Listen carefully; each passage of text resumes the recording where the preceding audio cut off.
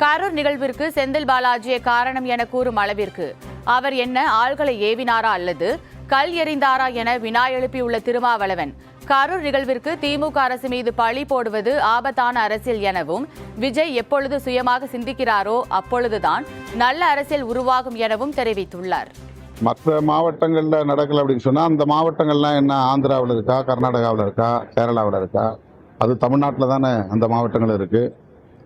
அந்த மாவட்டங்களில் இவர் பேரணி நடத்தும் போது, பரப்புரை மேற்கொள்ளும் போது அதிமுக ஆட்சியில் இருந்ததா, திமுக ஆட்சியில் இருந்ததா? இந்த ஒப்பீடே தவறானது. வெறும் செந்தில் பாலாஜி அவர்களை மட்டுமே குற்றவாளி என்று சொல்ல விரும்புகிறாரா?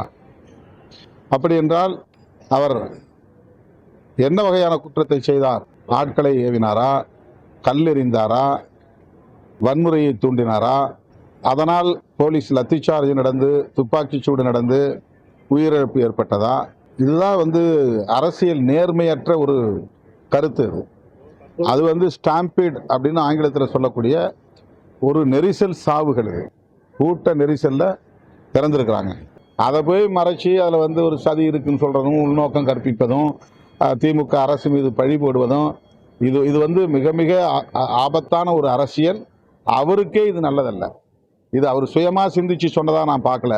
அவர் கூட சுற்றி இருக்கிறவங்க அவரை உசுப்பேற்றி அவருக்கு இந்த மாதிரி இன்புட்ஸ் கொடுத்து இப்படி பேசுங்கன்னு அவருக்கு ஒத்திகை செய்து பேச வைக்கிறார்கள்.